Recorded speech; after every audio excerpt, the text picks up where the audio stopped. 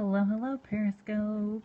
If you are joining me for the replay and you find this to be something valuable and interesting that your followers might like, hello, I would love it if you would share it out with your followers. My name is Jenny and I blog at thedomesticwildflower.com. And today we're going to be talking about the ways that you can prepare for canning. I'm going to flip this around and put you on my little tripodamus. And thank you for joining. Today's topic for discussion as part of our Start Canning series, I wanted to talk to you about the 5 ways that you can get ready for canning season right now. So even if you're new to canning and never canned before, or if you are an old hat and or you're experienced, I think this list applies to everyone. And if you are a list person and you want to get a paper version of this, you can head to my website, thedomesticwildflower.com. And email subscribers have access to all these helpful PDFs that I think are valuable and useful. And one of them is this really great list I made that lists the ways that you can prepare. And it has like a little place for you to plan out your canning season, actually. It's pretty helpful, I think. So, number 1, the first way that you can prepare for canning season is for you have to look in your pantry or your kitchen cupboards or your refrigerator or whatever. So you have to think about like the kinds of things you've cooked all year long and what your family ate a lot of, or what you always buy at the grocery store, or what you're always wishing you purchased more of, or wish you could get at a better price. Think about the things that you definitely eat. Also think about like, what do you always serve when you have company come over, or what do you always want to take when you go somewhere?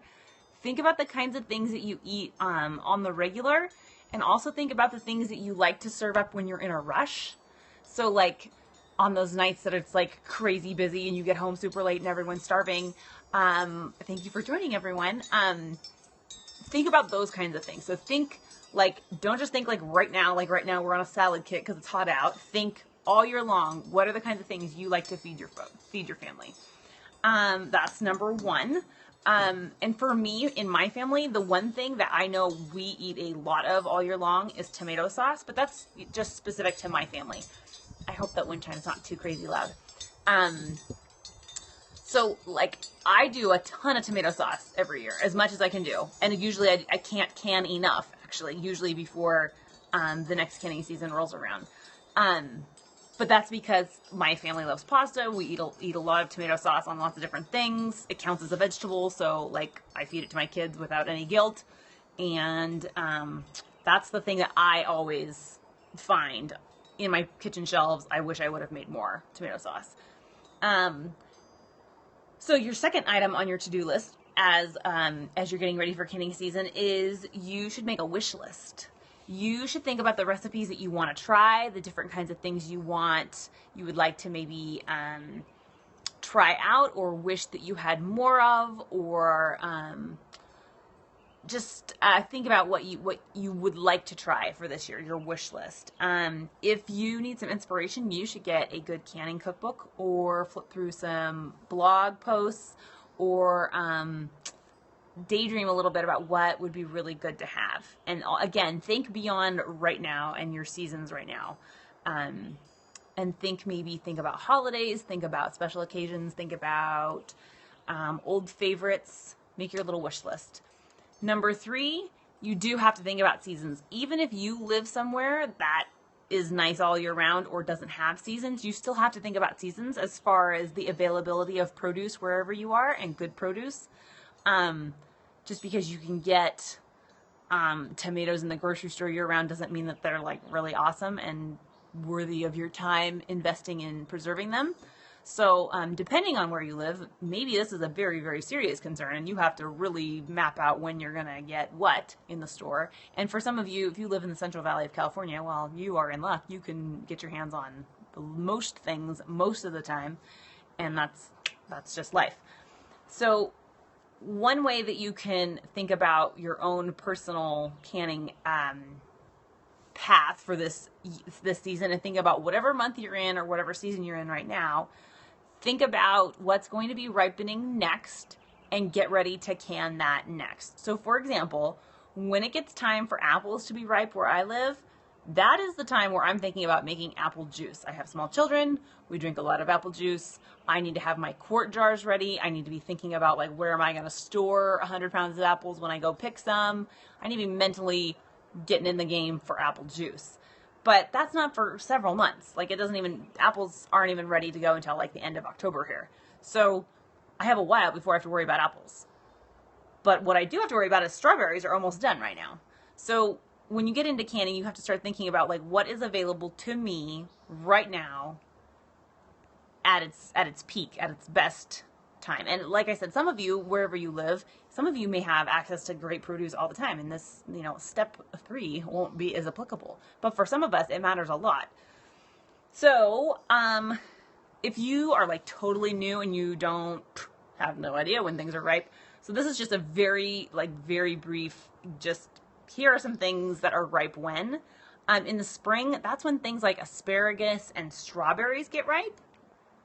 And, in the summer, that's when other berries start to ripen. Cucumbers, peppers, tomatoes, those things are getting ripe. And then in the fall, that's when things like apples and pears. And then the season for citrus is typically winter. So, the months of July and August are really probably the months that would be classically the busiest for a canner, but that kind of depends on what you want to can and what you're eating and where you are.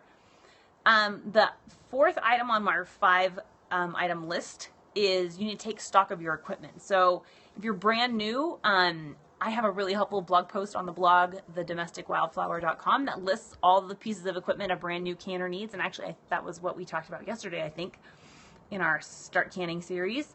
But in addition to just gathering the pots and pans and the rack, you should probably think about,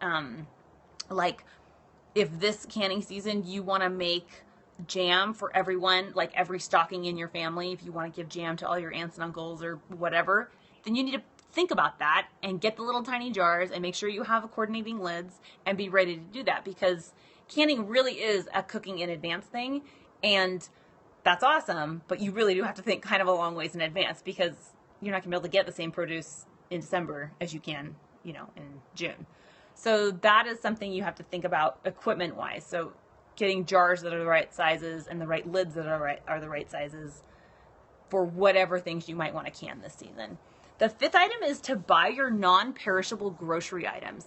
So this is like a sub-list. But these are the things that I buy at the grocery store just like starting now or a month ago, that I just grab whenever I see them at a good price, because I'll use them this season, all season long. And if there's leftovers, then most of these items you can just use, they're non-perishable, so you can keep them in the fridge or on the shelf.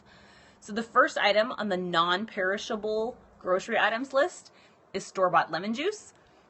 And I wrote a long blog post about acid in canning, but the very short answer the short explanation as for why you need store-bought lemon juice is because when you cut open a regular old lemon, you don't know how acidic it is, actually. But when you buy lemon juice from the grocery store, it is at a standardized at least 5% acid. So the recipes that call for bottled lemon juice do that on purpose, because that we know that bottled lemon juice is a 5% acidity. So when you're out at the grocery store and getting ready for canning season, grab a large bottle of lemon juice. You should also get vinegar. Lots of recipes call for vinegar, and if you know which recipes you want to try and tackle this season, then you should take a look and see which specific kinds of vinegar that it calls for. Sometimes they just ask for white vinegar, and sometimes recipes ask for things like white wine vinegar or apple cider vinegar. And if you're just brand new, just getting started, you don't know, I would say get a bottle of good quality white vinegar. That is pretty universal and used in lots of recipes. And if you don't end up using it, you can use it for something else. You probably will need sugar, white sugar. I would say buy probably more than what you imagine you'll need, because canning jam requires a lot of sugar, and sugar is not an ingredient that you can cut back on, because it does an important job in jam. It helps preserve the food product. So you can't just, oh, it's sweet enough, I'm not gonna use as much sugar. No, you need a lot of sugar. I usually get as much as I can store, and I put mine in half-gallon mason jars because I have ants. But you get as much as you can store, I would say. And then the other item that you would need is salt. Pickling salt is sold as pickling salt because it doesn't have an additive in it that would make your pickle brine cloudy. It doesn't mean it's like not going to work. It's still salt. It'll still be salty. It'll still work. But it just makes for like a cloudy brine. And that is purely cosmetic and nothing I personally care about, but you might care about that. So that is just a personal preference thing. But you do need salt. The other store-bought item that you will need probably is citric acid. Specifically, you need it for tomato recipes. Most recipes now will call for citric acid or lemon juice to make the tomato product acidic enough to be safely water bath canned. And I can a lot, and I've never gone through one small container. I should have brought one out, sorry. One small container of citric acid. And it's a couple bucks at the grocery store.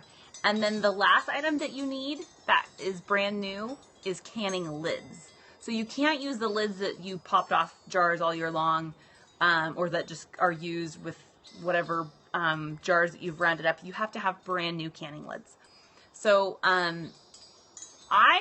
because I just can a lot, I get 5 boxes of medium size or of regular size and 5 boxes of wide, and just that's what I go off of. And as the season goes on, I may have to grab a couple boxes more, but that's the quantity I get. So you could just get 2 or 3 boxes of regular and 2 or 3 boxes of wide if you don't have your jars yet and you're not sure what size you're going to need, because they last forever. You're not going to not be able to use them as long as they stay in the box and they don't get sealed onto jars.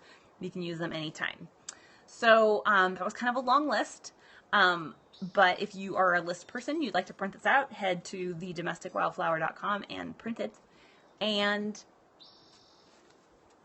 sorry, that's my cat. It scared me. So yeah. And if you are a person that really wants to get started learning about canning, I'm super excited to share that my canning course, startcanning.com, is ready for students. It's ready to rock. So we'll be doing some more official launching stuff and exciting things soon this week. But it's ready. It's ready for you. So if you are interested, please do head and check it out. And while you're on the blog, thedomesticwildflower.com, you'll see that you can enter to win enrollment in the course. So I would love it if you would enter to win. I love contests, and I can't wait to see who wins. That contest, the giveaway will be ends on July 1st. So that's actually right around the corner. Crazy, I know. And if there aren't any questions, I'm going to hop off. But thank you for joining me, and we will see you soon.